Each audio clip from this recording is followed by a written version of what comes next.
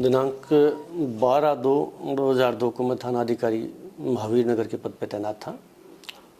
उसी दिन जो है साबूलाल सन ऑफ श्रवण लाल सेन जो हैं केशवपुरा निवासी हैं, सेक्टर 4 में रहते हैं। उन्होंने एक रिपोर्ट पेश की और मेरे मामा का लड़का जो है देवेंद्र, वो स्कूटर नंबर RJ 7M5357 से मेरे घर पे आया था दिन में, और मेरी पत्नी संताबाई से कहा कि मैं दीपा व ज्योति, दोनों बच्चे हैं जिनकी 3-4 साल की उम्र थी, उनको घुमा के लाता हूँ। उसके बाद जब मैं शाम को घर आया तो मेरी पत्नी ने बताया कि देवेंद्र बच्चों को लेके गया था, अभी तक आया नहीं। तो मैं उसके घर गया, घर जाके पता लगा तो उसके पिता और भाइयों ने बताया देवेंद्र को। तो देवेंद्र ने बताया कि मैंने उन दोनों को मार दिया है और डेड बॉडियाँ वहाँ पड़ी है, सुभाष नगर कॉलोनी, वहाँ गड्ढों में पड़ी है।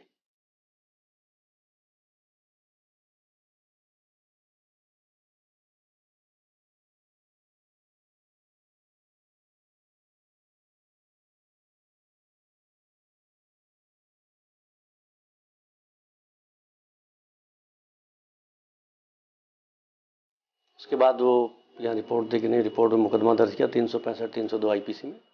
मौके का मुआयना किया तो वहाँ पे दोनों बच्चों की बॉडी पड़ी हुई मिली और सिजेरियन जो ब्लेड आती है उससे उसकी गला और ये वेन्स काटी हुई थी। इस मामले में अनुसंधान जब किया गया तो इसमें जो बात आई निकल करके, वो देवेंद्र नाम का लड़का पॉलिटेक्निक में चित्तौड़ में पढ़ रहा था, बीच में छोड़ के आया था, दुकान भी की नाई की, लेकिन वहाँ भी वो धंधे में सफल रहा। उसकी पूछताछ रिपोर्ट में ये बात भी आई कि वो बड़ा डिप्रेशन में था। सर, कातिल बहुत ही खतरनाक है, बड़ी बेरहमी से इन मासूम बच्चियों का खून किया। या तो वो पागल है या फिर हैवान। बच्चियों के बदन पर ब्लेड के निशान हैं, हाथ पैरों की नसें तक काट डाली हरामजादे ने। हद तो ये है सर, गला भी बड़ी बेरहमी से रहता गया। इसके अंदर जरूर सिजेरियन ब्लेड का इस्तेमाल किया गया है। जनाब, यही है देवेंद्र। अच्छा, ये है देवेंद्र साहब, यही है साहब, यही है साहब, मेरी मासूम बच्चों का हत्यारा साहब। इसी ने साहब मेरी मासूम बच्चों की हत्या की है। इससे पूछे तो सही साहब, इससे पूछे तो सही साहब, क्यों मारा इसने मेरी बेटियों को, क्यों मारा? आखिर क्या बिगाड़ा था मेरी बच्चियों ने? बता दे, बता क्यों मारा तूने इसकी बच्चियों को? अरे जिन बच्चों को तू अपने हाथों में झूला झुलाया करता था, तूने उन्हीं बच्चों को मार दिया। बता क्यों? आप कौन है? साहब, 15वीं से मैं जल्लाद का बड़ा भाई हूँ। यही मेरे बड़े भाई हैं और इस हत्या की वजह भी यही है। हाँ, तुम और पिताजी तो कहा करते थे वो जिंदगी में कुछ नहीं कर सकता, लोग कर दिखाया ना मैंने, कितना बड़ा काम किया है मैंने। लोग एक हत्या नहीं कर सकते, मैंने 2-2 खून किए हैं, 2-2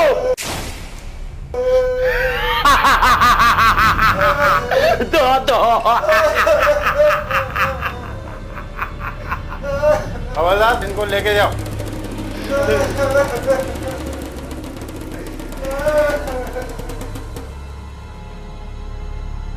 बताऊं, आपको बताऊं साहब, मैंने कैसे मारा उनको? मैंने पहले उस बच्ची का पैर पकड़ा और पैर की नसें काट दी। उसके बाद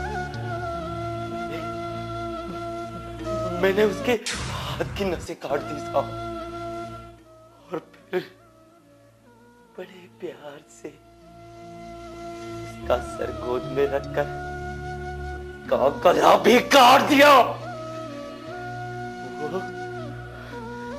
वो ऐसे छटपटा रही थी तड़प रही थी, जैसे मैं इन लोगों के ताने घर में सुन तड़पता था, छटपटाता था साहब।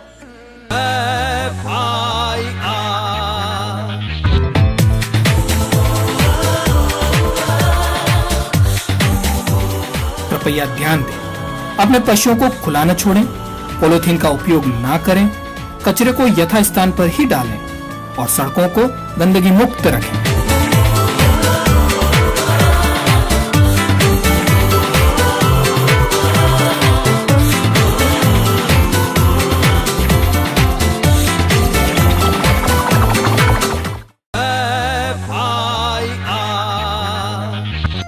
मुझे मेरे पिताजी ने पढ़ने के लिए चित्तौड़ भेज दिया।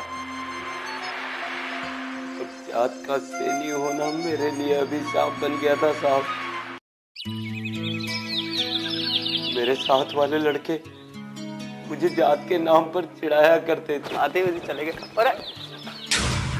अबे वो नाई पढ़ाई कर रहा है। अबे तू क्यों अपना टाइम खराब करने बैठ जाता है? जरा सोच, तू अपना खानदानी काम करता तो अभी तक 150 रुपए कमा लेता। देखिए आप लोग मुझे परेशान मत कीजिए, मेरे को पढ़ना है। परेशान?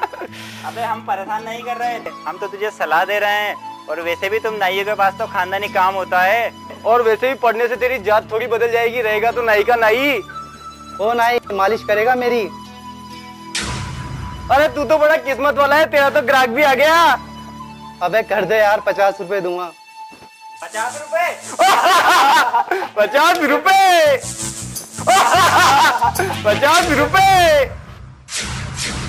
मैं बहुत परेशान हो गया था साहब, और इस बात की सूचना मैंने मेरे घर वालों को फोन पर दी, मगर घर वालों ने इस बात मुझे ही डांटा, मुझे ही कोसा। तभी मैंने फैसला किया कि मैं यहाँ नहीं रहूंगा, और एक दिन मैं हॉस्टल छोड़कर वापस कोटा आ गया साहब।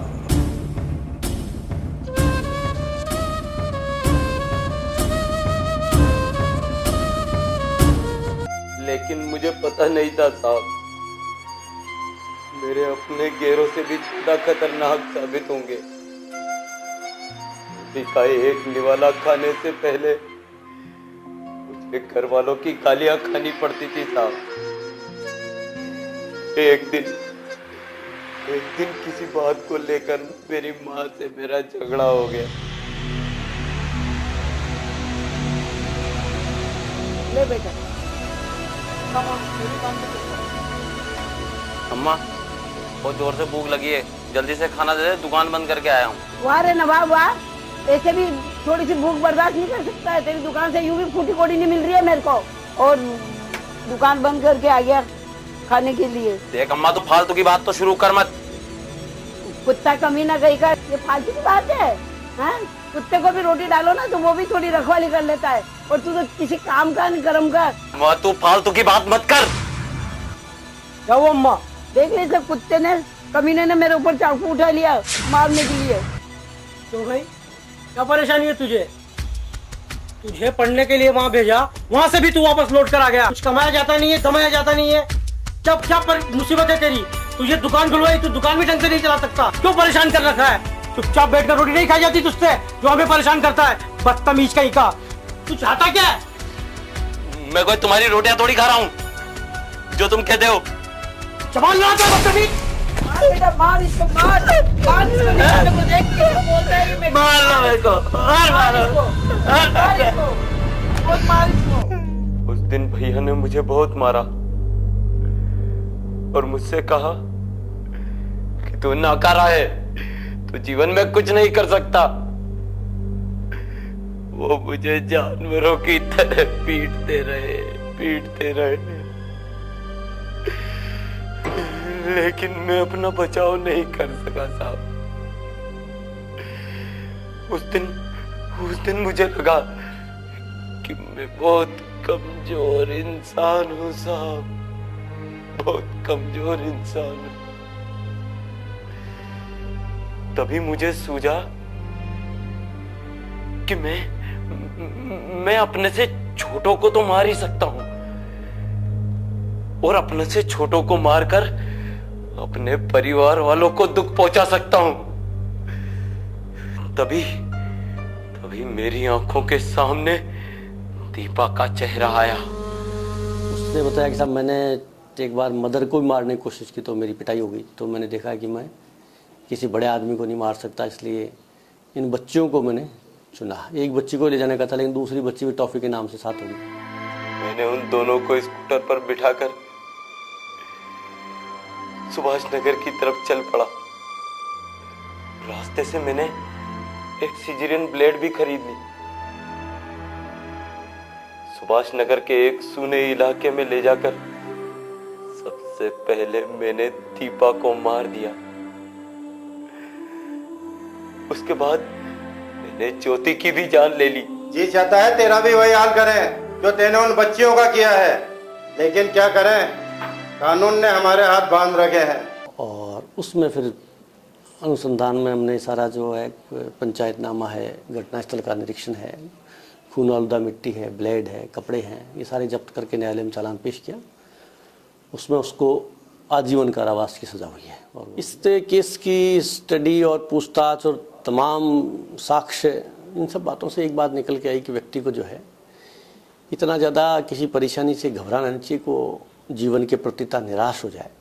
फिर हो लेकिन चूक ही जाएगा, कोई खाकी वर्दी वाला उसको ढूंढ ही लाए। हो गई है अब यहाँ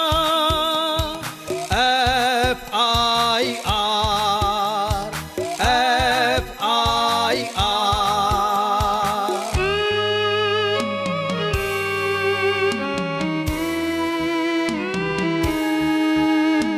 आती है सलाखें, पछतावा ही रह जाता है। अपने किए की सजा से तो कहाँ बच पाता है। हो गई